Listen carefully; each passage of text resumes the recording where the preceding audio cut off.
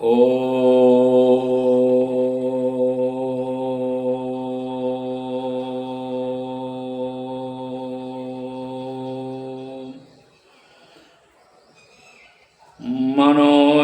मारुततुल्यवेगं जितेन्द्रियं बुद्धिमतां वरिष्ठं वातात्मजं वानरयूथमुख्यं श्रीरामदूतं शरणं प्रपद्ये। आपदामपहर्तारं दातारं सर्वसम्पदां लोकाभिरामं श्रीरामं भूयो भूयो नमाम्यहम्। रामभद्रमहेश्वास रघुवीर निपोतम भूतशास्त्रान्तकस्माकं रक्षादे श्रियं च ते। कामख्यां कामदां श्यामां कामरूपां मनोरमां ईश्वरीं त्वामहं वन्दे दुर्गा दुर्गतिनाशिनीं। माँ भगवती परम्बा जगदम्बा आप सबों को स्वस्थ रखें, सुखी रखें, सुसंपन्न रखें। सबसे बड़ी चीज़ ये है कि यह समय बहुत ही बड़ा महत्वपूर्ण है, क्योंकि 22 से 28 के बीच में माँ भगवती कामाख्या का जो मेला लगता है वो प्रक्रिया है। और आषाढ़ का एक और बड़ा महत्वपूर्ण हो जाता है, क्योंकि आज जो है सो चतुर्दशी समाप्त होकर के कल पूर्णिमा हो जाएगा। इसके बाद आषाढ़ का महीना प्रारंभ होता है। तो आषाढ़ में माँ भगवती के कामाख्या के मेला के बाद नवरात्रि, गुप्त नवरात्रि भी प्रारंभ होता है। तो गुप्त नवरात्रि की प्रधानता में ये कहा गया है कि आप सबसे बड़ी चीज़ ये है कि उसमें पैदा करने से मारने तक की हर प्रक्रियाएं आपके पास होती है।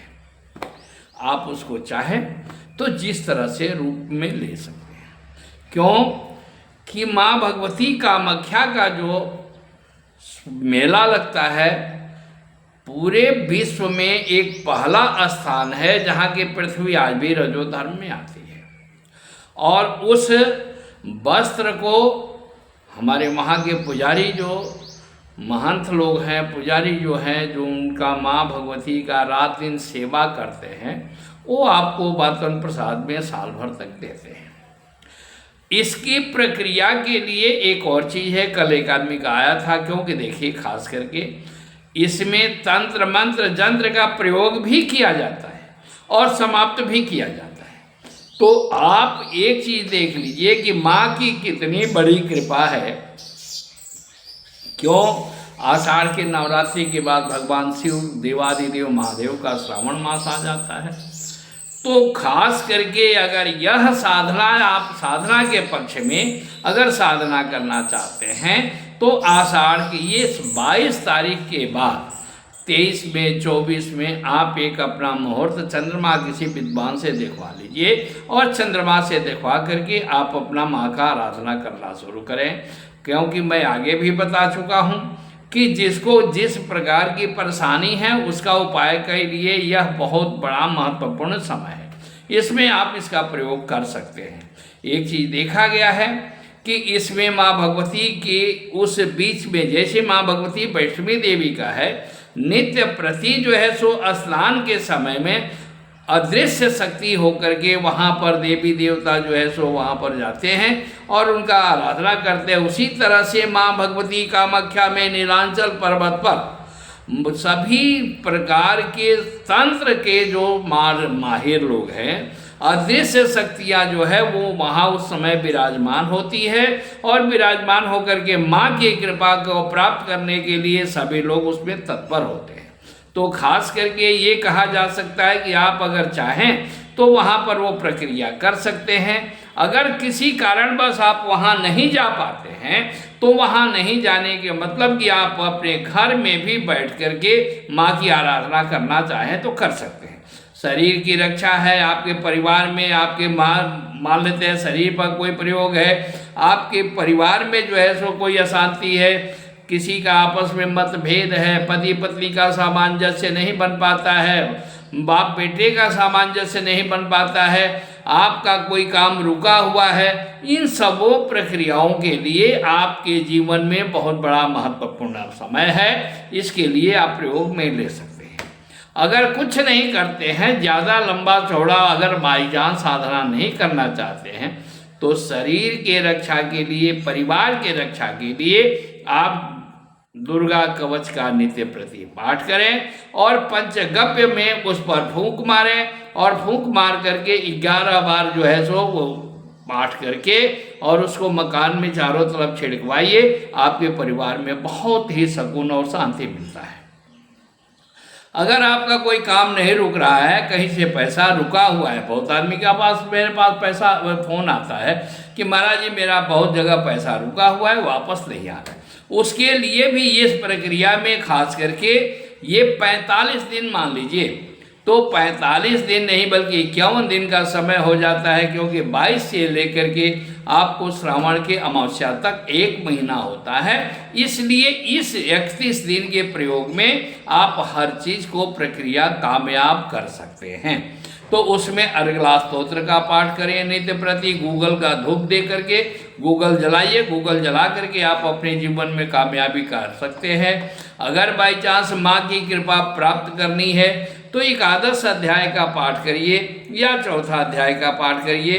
अगर ये पूरा पाठ नहीं कर सकते हैं तो, क्योंकि दुर्गा सप्तशती जो है वो आप एक चीज जान जाइए कि एक एक मंत्र तांत्रिक है, उसमें वैदिक मंत्र कहीं है नहीं। तो दुर्गा सप्तशती का अगर एक ही मंत्र अगर आप चाहें, जैसे माँ भगवती कृपा प्राप्त करना चाहते हैं, तो कुछ नहीं तो शरणागत दीनार्थ परित्राण परायणे सर्वस्यार्थे हरे देवी नारायणी नमोस्तुते, इस मंत्र का नित्य प्रति 3 माला, 5 माला, 11 माला, 9 माला जाप करिए। आपको क्यों?